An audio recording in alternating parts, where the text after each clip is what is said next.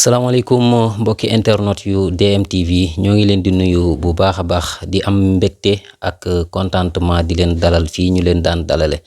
tey nag dañu am honneur ak mbégte contentement bu baax dalal fii kilifa gu mag mu nekk ki nga xamante si ni moo représenté état wu Sénégal fii ci diwaanu Maroc rawatina fii ci Dakhla mu nekk monsieur le consul général bu région de Dakhla Wadi Dahab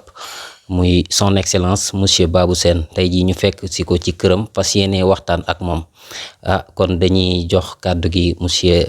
son excellence monsieur Babou Sène di la am mbégte bu baax ci dalal gi nga ñu dalal fii ci sa kër di la jox kàddu gi rek nga nuyoo ak suñu mbokk internet di ñuy seetaan bisimilah. asalaamaaleykum Abdoulaye vraiment kontaan naa lool dalal DMTV ci fii sama kër di këru Sénégal fii ci Dakhla di nuyu sunu mbokku Sénégal yépp ak sunu mbokk yi ñu fi fekk si fii marocain yi ak ñi nga xam ne ay gan lañ fi yépp ak yéen seen téléspectateur mais aussi seen auditeurs yépp di rafetlu ñëw bi te di yaakaar ne waxtaan bi dina am njëriñ pour ñëpp neexee yàlla. merci beaucoup comme ni ngeen ko déggee rek kii mooy ki nga xam ne moo représenté la diplomatie sénégalaise fii ci diwaanu Maroc rawatina fii ci Dakhla son excellence ginnaaw ba ñu la nuyoo rek dañu bëgg rek nga wax ñu excellence gi moom dañ koy daal di àbbu rek bu ko defee laaj la tuuti ci yow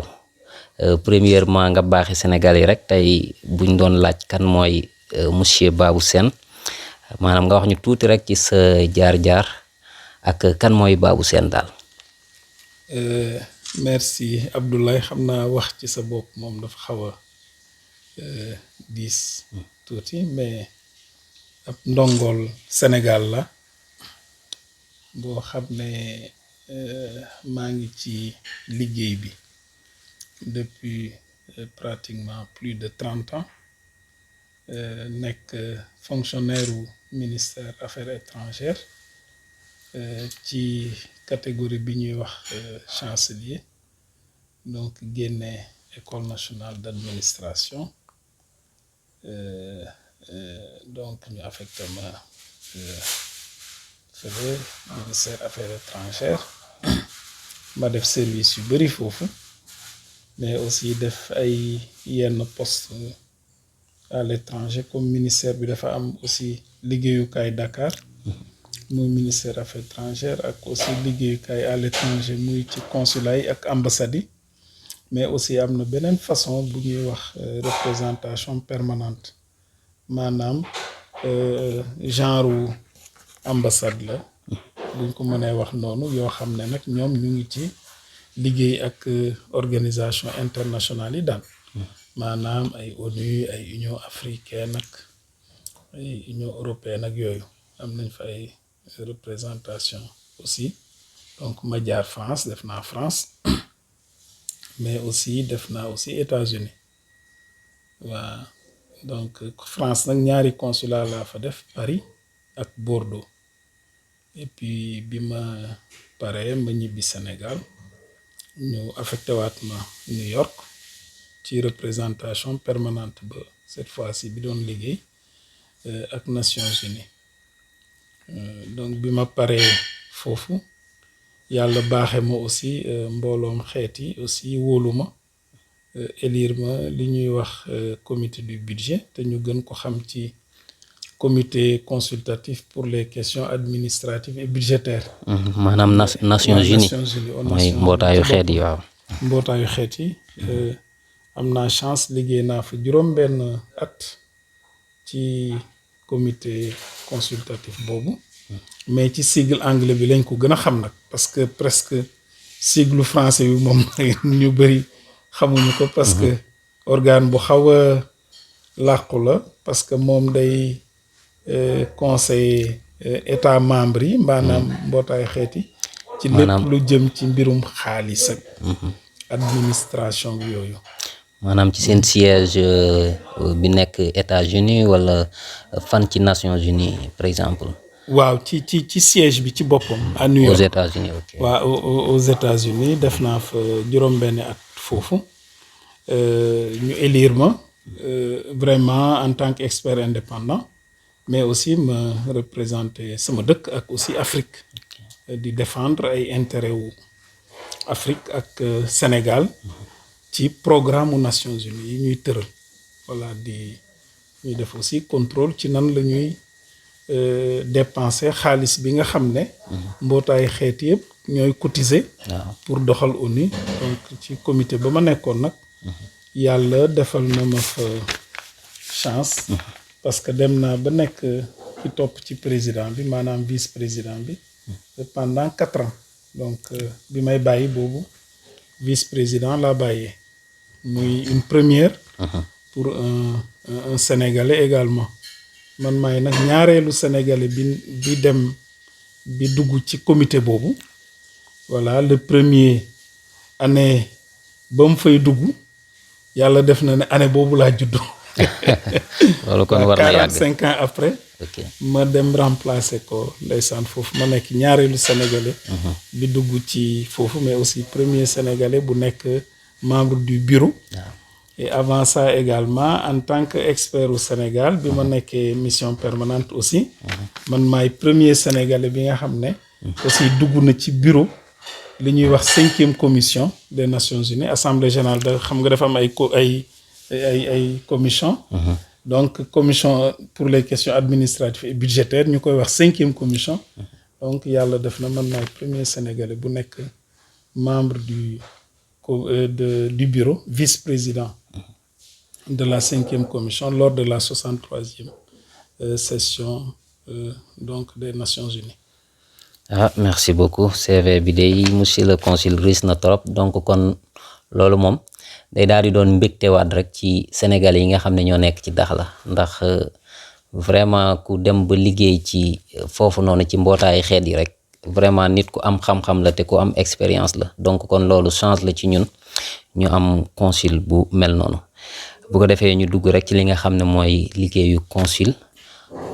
parce que tey Sénégal tey yaa ngi fii Maroc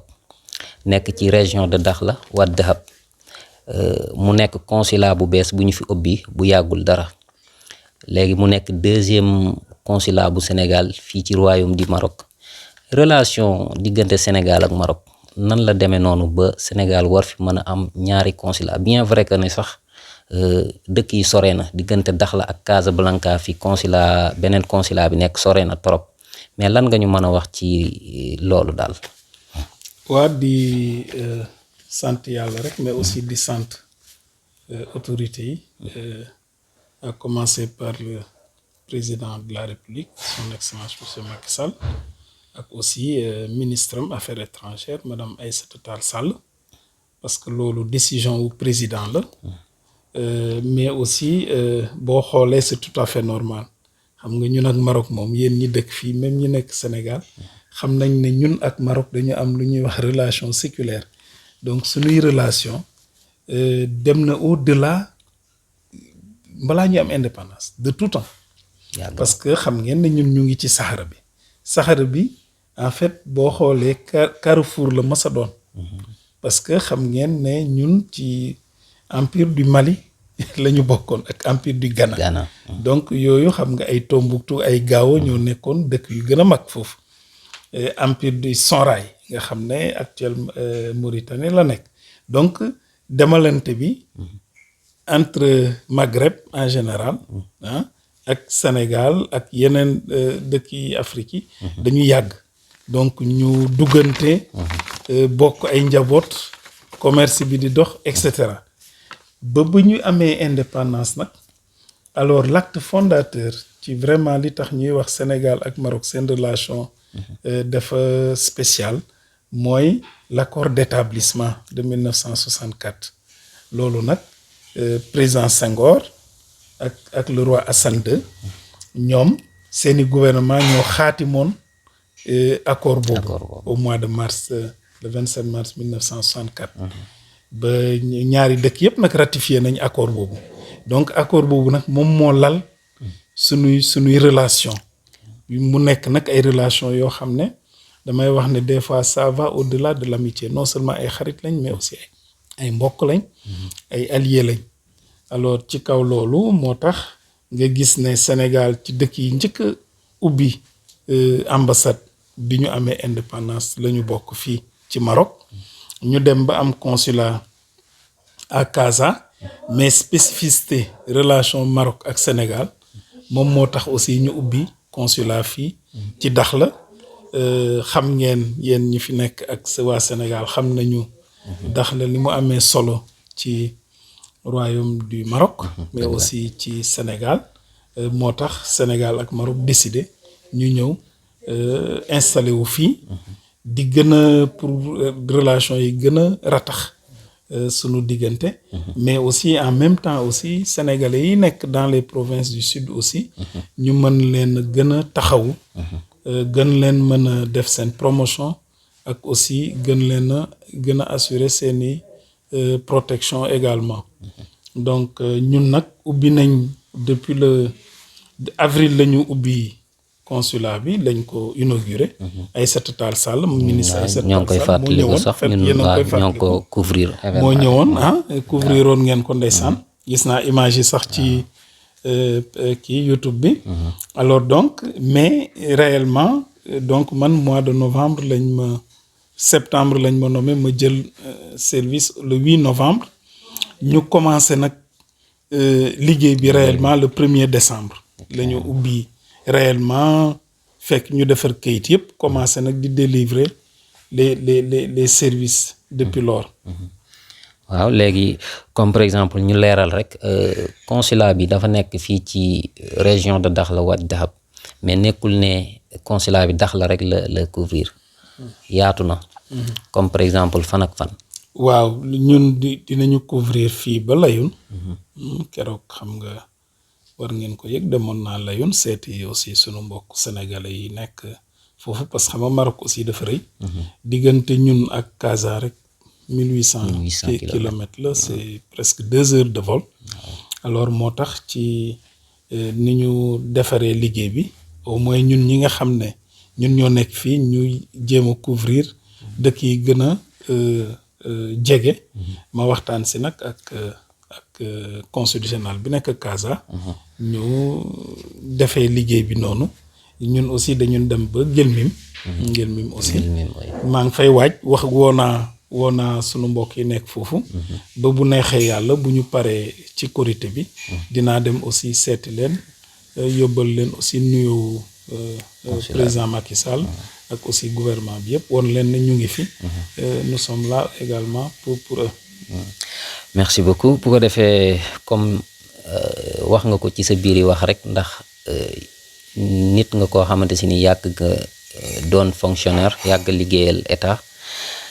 bari ci dëkk yoo dem lu ci mel ni comme ni nga ko waxee France ak ci yeneen i dëkk ci Europe ba ci États-Unis tey dëkk yooyu yu mag yooyu nga xam ne dem nga fa liggéey fa léegi dem benn instant président de la République def décret nommé la li nga xam ne mooy consul général fii ci Dakhla léegi loolu ban yëg-yëg nga ci am parce que boo xoolee dëkk yooyu ay dëkk yu mag la pratiquement mën nga ne dëkk yooyu ñooy gën a neex ñooy gën a kii léegi yow le fait que ñu andi la Dakhla loolu lan la def. ma wax la benn anecdote en fait xam naa daal lii moom yàlla moo ko def amoon naa benn xaritu marocain bi ma nekkee à New York Hicham donc mu ngi fii responsable bu mag la kilifa bu mag la ministère affaires étrangères fii ci Maroc alors bu ñu daan waxtaan à chaque fois dama ko doon wax ne mooy yow yaay sama sëriñ quoi léegi man daal li ma bëgg mooy sama prochain poste nekk Maroc voilà loolu laa doon ñaan à chaque fois di ko tooñ quoi ne naan sama prochain poste daal na nekk Maroc parce que dañ doon liggéey lu bari nag ci fi ñu nekk nii ak feneen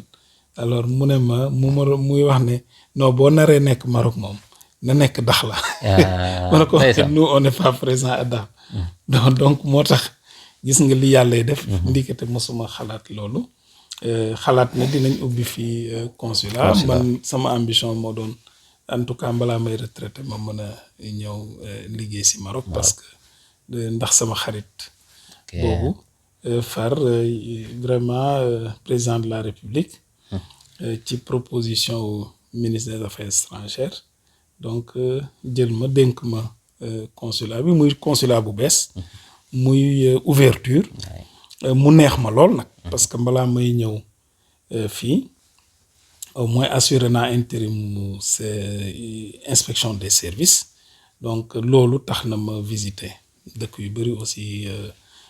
ci mission diplomatique et consulaire au Sénégal yu bëri alors ñëw def seen contrôle ak yooyu amoon naa aussi xalaat ci consulat nan la war a mel nan lañ ko war a organiser et cetera donc looloo tax may sant yàlla bu baax di sant di gërëm président de la République bi ma may opportunité ma démarrer consulat voilà créer ko de toutes pièces ak toute l'administration qu'il faut et tout donc muy sant yàlla bu baax boo xam ne en tout cas ñu ngi jéem a góorgóorlu ci mbir mi ci intérêt wu Sénégal ak sénégalais. jërëjëf léegi nag comme yàlla def na mu nekk dëkk boo xam da nga doon rêver liggéey fi donte sax liggéey nga ci dëkk yu gën a mag yu gën a am tur léegi yow bi nga ñëwee ci dëkk bi tey nan nga gisee Dakhla ak nan nga gisee sénégalais yi nga xam ne ñoo nekk ci dëkk bi ban gis-gis daal nga am ci nekkinu sénégalais yi fii ci Dakhla. waaw vraiment li ma fi gis nag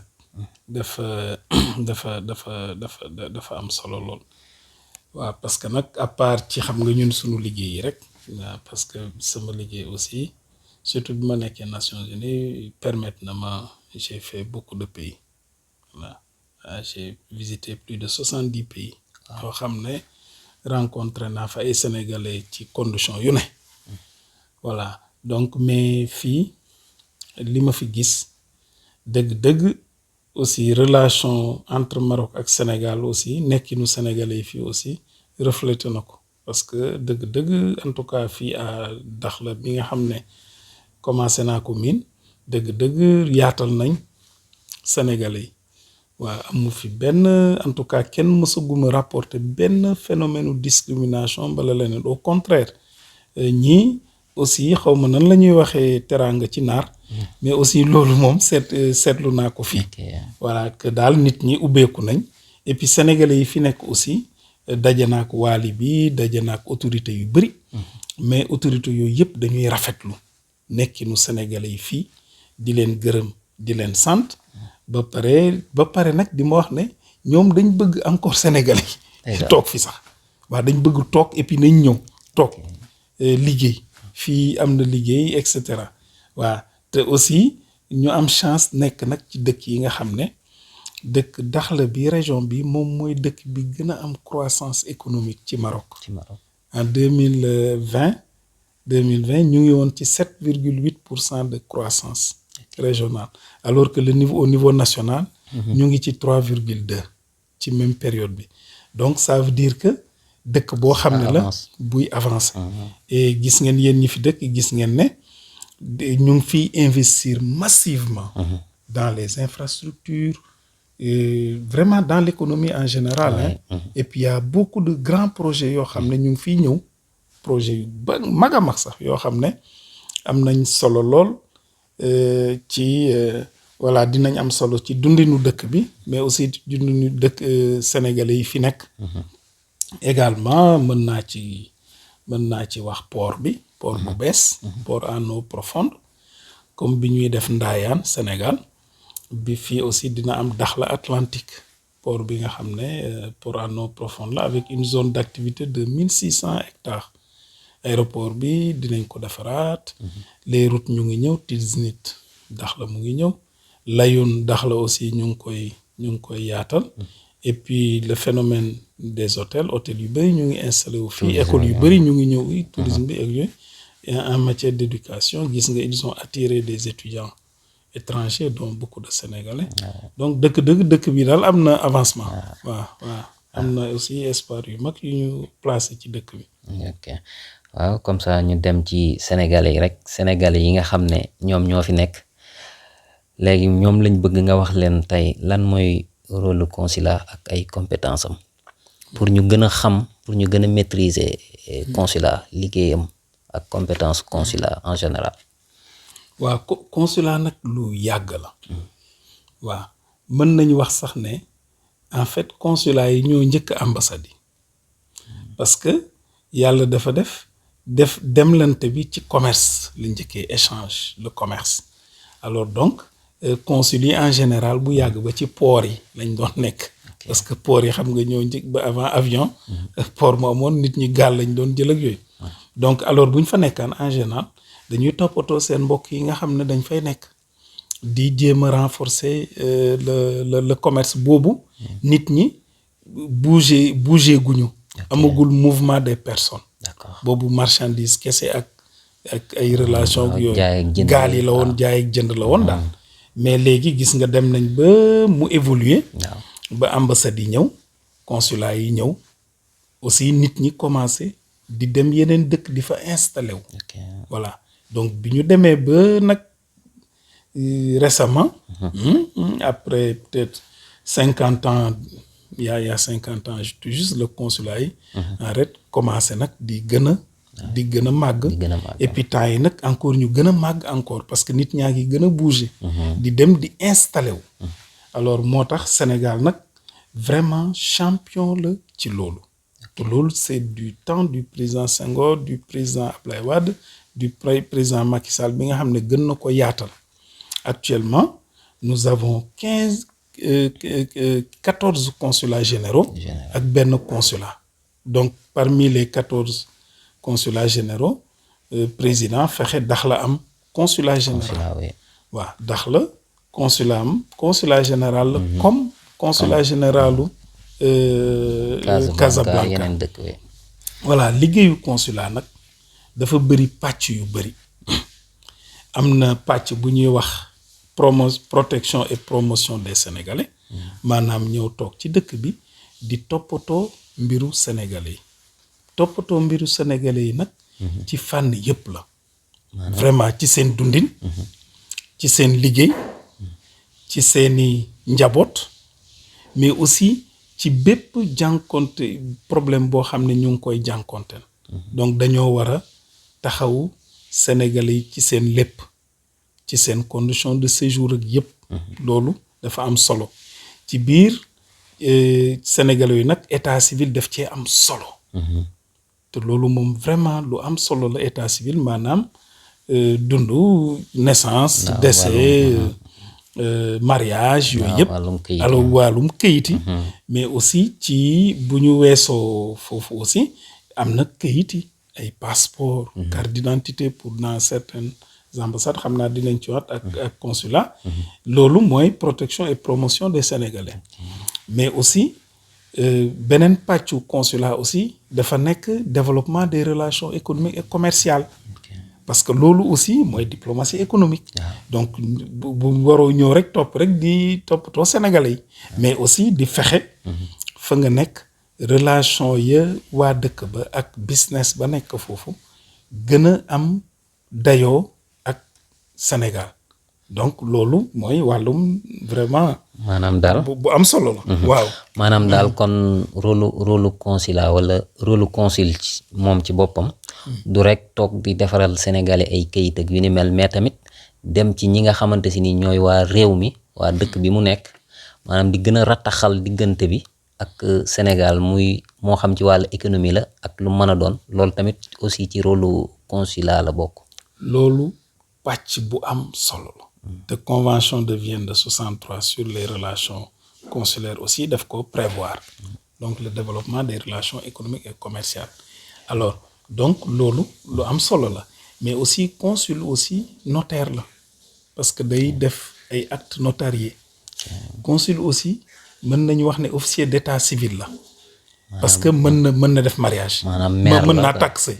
waaw mën naa takk sëy ni maire di takkee sëy Sénégal. mën naa takkee sëy foofu fii. voilà donc. voilà xam nga loolu lu am solo la aussi. waaw donc loolu dafa am solo aspect économique bi nga wax aussi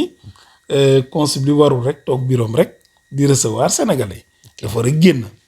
dem rencontrer autorités yi. fexe d'abord autorités yi gën a fonk ay waa dëkkam. parce que loolu aussi ci liggéey pàcc bu am solo la. xam naa loolu dinañ ci ñëw. voilà loolu xam naa dinañ ci ñëwaat aussi mais dañuy taxaw rek ci comme lu mel ni comme li nga wax ne consul maanaam notaire la maire la comme par exemple ci wàllu toppatoom këyit yooyu noonu. parce que boo xoolee tey boo nekkee Sénégal tey mun naa ne këyit yu bari yoo xam ne da nga koy soxla da ngay dem mairie nga wut ko léegi yan këyit mooy yi nga xam ne moom la consulat di jox Sénégal yi nga xam ne ñoo fi nekk maanaam yan këyit la leen mën a may daal. ci état civil. lañu kii donc comme mairie yi. fii ci consulat bi am na ay registre d'état civil. donc am na registre bu ñuy wax registre de naissance nga xam ne sénégalais yi nga xam ne ñi fi am ay doom. donc ñoom bu ñu leen déclaré ci mairie marocain yi ba pare. dañu war a jël aussi kayit yi ñëw indi leen fii ci consulat bi ñu def li ñuy wax transcription des actes de naissance. donc ñun ñu jël ko dugal ko ci sunuy registre de telle sorte que mën nañu délivrer extrait de naissance xale yooyu. parce que ñaari registre lay doon yoo xam ne ñooy nuroo ci lépp. benn registre bi chaque année 31 décembre. dañuy tëj registre bi donc 1er janvier dama koy ubbi. 31 décembre ma tëj ko. léegi bi ma tëj ma yónnee benn Dakar. benn bi des fii ba nga xam ne tey jii boo amee doom nga transcrire acte de naissance am fii léegi bu delloo Sénégal. bala yow nga dem Sénégal soxla këyit bi da ngay dem ministère affaires étrangères am nañ fa aussi un bureau d'état civil. boo demee ministère affaires étrangères mën nañ la jox extrait de naissance certificat de vie individuelle lépp. waaw donc li ma bëgg a laaj foofu rek mooy comme par exemple xale bu juddoo fii pour que mu nekk sénégalais il faut mu ñëw ci consulat bi pour wutal ko papier sénégalais mais aussi bu demee Sénégal tamit bu bëggee récupérer extrait de naissance boobu kon du dem ci mairie ba mu dëkk mais ministère des affaires étrangères lay dem pour mën a récupérer papier boobu noonu. Effectivement, tu as bien compris. En fait, loolu la. Donc, une fois ñu transcrire acte de naissance bi ci fii ci consulat bi en général bala ambassade parce que ambassade aussi am na bureau consulaire foofu. ñoom aussi ils ont des registres comme consulat yi ni ñu ko amee. donc léegi bu ñu ko transcrire rek léegi moom bu bëggee bu nekkee Sénégal bëgg këyit extrait rek day dem ministère affaires étrangères am na bureau état civil ñun suñu registre yi foofu lañ leen di yónnee après chaque année. donc ni mu amee registre carte acte de naissance. noonu la aussi am registre mariage. voilà ñun aussi dañuy transcrire les actes de mariage. bi nga xam ne sénégalais dañ ko defee fii. mais aussi ñun suñu bopp aussi kii lañ officier d'état civil lañ donc mën nañu aussi célébrer mariage joxe livret de famille. joxe certificat de mariage def lépp mais aussi am na aussi beneen registre bu ñuy wax registre de décès. ñaanuñu ko yàlla mais sénégalais bu wàññeeku fii. aussi bu ñu ko defaree yëpp ba pare dañu war a jël aussi les actes de décès indi ko ci consulat bi ñu transcrire ko aussi transcrire acte de décès yi. donc ñetti registre yooyu yëpp chaque année 31 décembre bu weesoo dañ leen di yónnee Sénégal ba nga xam ne tey ku fi gaañule bu soxlaa certificat de décès day dem aussi ministère affaires étrangères bu soxlaa certificat de mariage aussi même chose day dem ministère affaires étrangères donc ak fii donc mu lu am solo la nag sunu mbokk yi dañ koy xaw a négliger tuuti bon mais gis naa ne fii ñu ngi fii def góorgóor parce que depuis février amagum nañ 13 transcriptions mais nag tuuti na nit ñi war nañu ñëw transcrire seen doom yi da ngay ut rek ñaari extrait de naissance rek ngay ut ci mairie bi indi sa passeport mbala sa carte d'identité nga ñëw ma recevoir la et puis ça prend même pas 5 minutes donc ça prend même pas 5 minutes donc kon mbokki sénégalais yi ñun ñoo ko déggandoo rek yéen ñi nga xam ne yéen a nekk ci dëkk bi te am fi doom fekkente ne amaguñu extrait de naissance rek ñu jéem a jege si fii ci consulat bi jéem a toppatoo yu mel noonu ndax da ci am solo kayit moom dafa am solo lool ndax boo ko amul rek yaakaar naa di nga am jafe-jafe wu delluwaat sa réew kon bu ñu ko négliger ndax ci la bokk bu ñu ci jógee rek dañuy wax ci lu mel ni carte consulaire parce que bépp étranger boo xam ne da ngaa nekk bitim réew tamit yoon la nga am carte consulaire fa nga dëkk bëgg naa nga leeral Sénégalais yi njariñ bi nga xam ne moom la carte consulaire am. ok merci mais balaa boobu xaaral ma amaat benn précision bu ma def ci extrait de naissance yi. aussi transcription bi c'est imprescriptible donc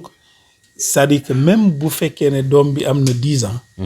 te déclaré woon ko mën nga ñëw. ok ñu déclaré. kon donc loolu du ci dara. donc loolu du ci dara xam nga des fois nga ne non man kat sama doom am na 5 ans. wala am na 3 ans est-ce que non boo ñëwee dinañ ko transcrire. donc c'est pas rek doom yi juddu. depuis bi consulat bi ubbee. non kon ñi fi juddu avant consulat bi ubbi tamit voilà ñooñu aussi bu fekkee ne kenn transcrire leen Casablanca. parce que bu ñu leen transcrire Casablanca ba pare moom. c'est pas la peine c'est la même chose. mais bu fekkee ne yàlla def na transcrire leen Casablanca. ñëw leen ngeen ñëw. transcrire kii actes yi fii aussi des fois yëg naa ne am na ay difficultés. Sénégalais yi des fois am nañ ay difficultés pour nga am doom fii.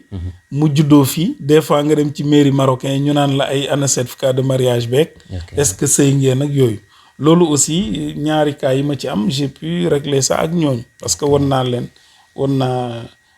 officier d'état civil ne li ngeen di def tegu leen ko fenn. voilà dañ fi juddoo donc nañ leen am nañu droit. déclarer leen donc ku ci am problème yu mel noonu aussi na nga jege si consulat bi mu dimbale la pour ñu def ko mbali ñi nga xam ne parce que naari aussi des fois sunu mbokk yi des fois xam nga tur yi des fois am ay problème mais loolu aussi même chose nañ ko teel a yëg comme ça ñu jàpp ci ba ñu changer affaire yi am na benn cas temps yi voilà ni mu tuddee woon doom bi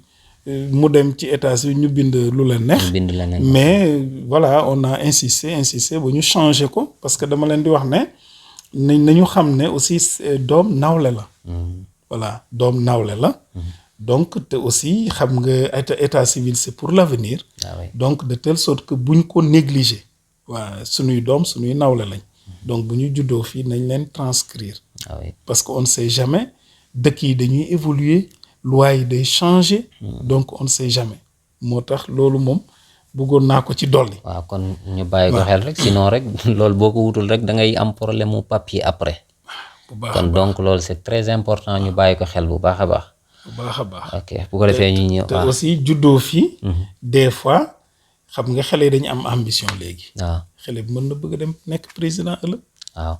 kon donc boo ko déclaré wuloon nag. problème lay am. waaw problème la. donc kon ñu bàyyi ko xel léegi comme yow da nga am choix. tukki ba am fa doom. waaw mayel doom bi choix aussi. choix aussi waay. kon donc waaw surtout fii Maroc nga xam ne fii kenn appliqué wul droit du sol. donc juddoo Maroc taxul nga nekk marocain. waaw voilà donc fii donc ça veut dire que boo juddoo Maroc. ci say parents nekk étranger. tu n'es pas marocain. voilà. léegi bu fekkee ne nag par contre sa yaay mbala sa papa marocain la là y a pas de problème mais même boo xoolee même jigéenu marocaine takk enfin benn góoru étranger takk ko kooku mënu ko jox nationalité si beneen contraire bi moo ko mën yow nga am nga nekk marocain takk sénégalaise mën nga ko jox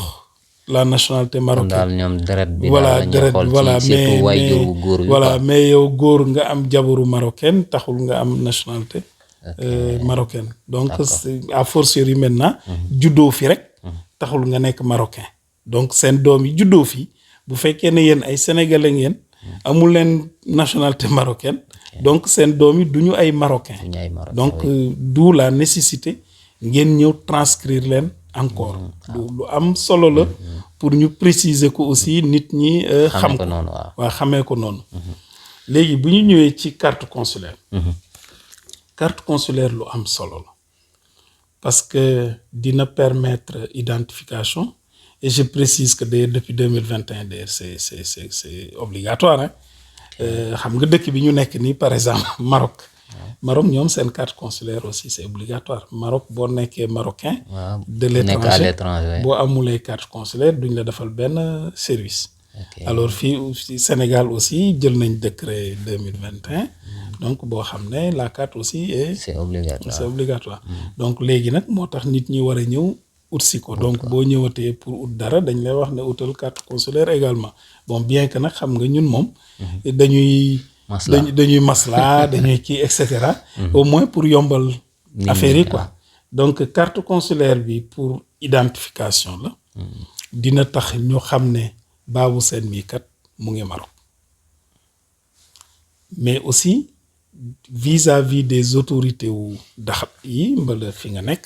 aussi ñooñu parce que ñun dañu notifier administration locale bi spécimen suñu carte consulaire yi yónnee naa ko waali bi yónnee naa ko waali wu lay aussi pour muy tasaare ko ci seen police ak gendarmerie pour ñu xàmmee carte yi nga xam ne bu ñu gisee carte bi ñu xam ne kii kat sénégalais la spécimen yi ñu ngi foofu donc ça veut dire que autorité yi dëkk bi ñoom bu ñu gisee nga yor carte boobu dinañ xam ne yow kat yow sa bët teg nañ consulat bi teg na sa bët ci ne yaa ngi fi quoi voilà dina permettre aussi ñun ñu am ay statistiques dina tax Sénégal xam nombre sénégalais yi nekk Dakhla par exemple voilà parce que et puis dina xam aussi non seulement ñu xam le nombre mais aussi spécialité yi kii ñaata jigéen lañ ñaata góor lañ ñaata xele lañ ñaata tailleur lañ donc les métiers ak yëpp et cetera yëpp la ñuy dañ ko classé fii bi ñu amee on est à 340 cartes consulaires en 2 mois mais dañ ko classé dañu classé yëpp ak seen numéro de téléphone am yëpp toutes les informations ba nga xam ne au moins dina permettre gouvernement bi buy tëral ay politique mu am ay données fiables yoo xam ne dina faciliter yëf yi ay FAISE ay yeneen politique yu bëri affaire élection yëpp dinañ xam ne au moins on a un tel nombre de Sénégalais ci dëkk ba nga xam ne moom la ñu wax mais aussi donc aspect protection la aussi vis-à-vis des possibles problèmes yi nga xam ne nit ñi mën nañ ko fi am mais aussi gis ngeen li xew Ukraine ak Russie yéen ñëpp dégg ngeen Sénégalais 65 Sénégalais fa nekkoon nañu def ba fexe ba ñu génn ba actuellement ka fa des c'est parce que dafa am jabaru ukrainienne ne moom buggul dem mais sinon ñëpp presque génn nañ donc problème nag du ñàkk ci dëkk yëpp donc tey jii carte consulaire dina permettre aussi en cas de rapatriement au moins dëkk bi xam ne ay doomam ñu ngi tel lieu ñaata lañ yor nañ seen numéro téléphone ñu woo leen kii leen fexe pour génne leen ci dëkk bi donc aussi carte consulaire aussi comme ñun ay immigré lañ des fois nga ñëw toog fii liggéey ba sa affaire baax nga bëgg a ñibbi Sénégal bu boobaa aussi da ngay delloo si carte consulaire bi ñu defal la li ñuy wax certificat de déménagement nga mën a yóbbaale say bagages te boo demee doo fay ay taxes ak ay affaires yooyu boo demee Sénégal xam mën nga yóbbu say conteneur ay bagages daal bagages yi nga doon liggéey li nga doon yor au moins booy dem nga yóbbaale ko voilà waaw doo ci am benn problème donc carte consulaire bi vraiment may lancer un appel pour que képp koo xam ne amoo carte consulaire nga ñëw defar lu carte consulaire là également ça ne prend pas de temps waaw ci loolu lañ bëggoon a ñëw sax ndax bari na Sénégalais yoo xam ne peut-être ñëw fekk mu xaat wala affaire yi xaw a durer affaire yooyu noonu parce que boo xoolee pratiquement mën nga ne temps amut ñu bari xëy na loolu moo leen di tàyyelloo parce que loolu lañ xawoon a miin ci lu demee ni kii consulat yeeg yu ni mel léegi lan ngay wax Sénégalais yi pour que ñoo xam ne maanaam carte consulaire doonut loo xam ne luy jël temps la fii ci sa consulat. waaw mais merci Ablaye parce que loolu lu am solo la waaw vraiment on s'est organisé ici parce que dañuy jàngat aussi comme ñun ñooy dernier consulat bi juddu donc am nañ chance jàngat li ñuy def ci consulat yu bari léegi aussi def ko aussi voilà ak sunu expérience su bopp ñu ne yëf yi daal dañ ko war a baral waaw dañ ko war a baral d'autant plus que le Sénégal l'extérieur il n'a pas beaucoup de temps oui. waaw parce que d'habitude day yor liggéeyu jàmbur. Surtout. bala même bu yoree liggéeyu boppam. te dëkk bi nag aussi c'est pas dafa métti. Ah oui. voilà dëkk yëpp métti donc nit ñi mënuñu toog di perdre seen temps. ci pour am benn këyit. moo tax ñun boo ñëwee fii ci lépp looy ut këyit booy ut muy ngay transcrire sa doom muy ngay ut carte consulaire nit ñi mën nañ ko seede boo fi defee 10 minutes. c'est parce que yow daf la neex dëkk bi boo indee këyit yëpp ñu mot. waaw sa passeport mbala carte d'identité nga indi ñeenti photo indi 33 dirham pour timbre bi. waaw. timbre bi mooy 33 dirham mooy 2000 francs CFA. waaw. voilà nga indi ko teg da ngay toog même pas 10 minutes. nga gàdduwaat sa carte dem. donc tu ne perds même pas de temps. donc loolu day moom jëlul temps moom. waaw jëlul temps ñuy ñaan du moment que loolu la. te saa yoo ñëwee ñu defaral la ko ci saa si. ok voilà donc amul rang amul dara on s'est organisé. vraiment xale yi koy defar madame Diop ak Binta Faye vraiment dañu sawar. donc rapidement. ñu defaral dëgg-dëgg ñu defaral sa carte et puis nga mën a nga mën a dem defi beneen liggéey. voilà donc dëgg-dëgg ça ne prend pas de temps quoi nit ñi je pense que mën nañ ko seede. donc ça ne prend pas réellement de temps. donc ci loolu sax boo xoolee comme wax nañ ko suñ biir wax parce que consulat bi tey mi ngi dax la mais waa Layun tamit aussi dañ ci am wàll waa Gulmim ñooñu aussi naka ngay yan jéego nga bëgg a def pour que ñoom ñu mën a am carte consulaire tamit aussi parce que dëkk yi xaw na soree quand même est-ce que yaa ngi def préparer benn décentralisation wala il faut que ñoom ñu déplacer woo Layun wala Gulmim pour que ñëw fii dax la pour mën a am carte consulaire est-ce que yaa ngi bàyyi xel ci loolu tamit aussi. si ñu ngi bàyyi xel ci loolu yëpp mais aussi ñu ngi bàyyi xel surtout ci distance yi waa xam nga par exemple fii ak Layun c'est 550 kilomètres Gulmim c'est encore beaucoup plus loin donc moo tax ñun lu ñuy def mooy dañu établir benn programme de visite mois de mars dem naa fële Layun yóbbaale woon naa 250 cartes consulaires waa Layun vraiment ils nous ont bien accueillis ils ont été bien organisés ba nga xam ne ñetti fan laa fa def mais balaa ma fay jóge on a eu 92 cartes consulaires voilà te yeneen yi aussi ñu ngi koy wër na mën a sori na maa ngi fay waajaat encore nii sax pour dellu parce que dafa am ñoo xam ne aussi ñu ngi laajaat carte consulaire yi donc Gulmim après Korité bi dinaa fa dem même chose aussi yóbbaale ay carte consulaire profiter aussi waxtaanaale ak nit ñi bi ñu demee Layun aussi on a eu vraiment d'intéressantes discussions ak waa Layun mais aussi ak waa El Marsa mooy fi ñuy wax Balaaye mooy El Marsa donc foofu aussi demoon nañ fa waxtaan ak nit ñi soññ leen également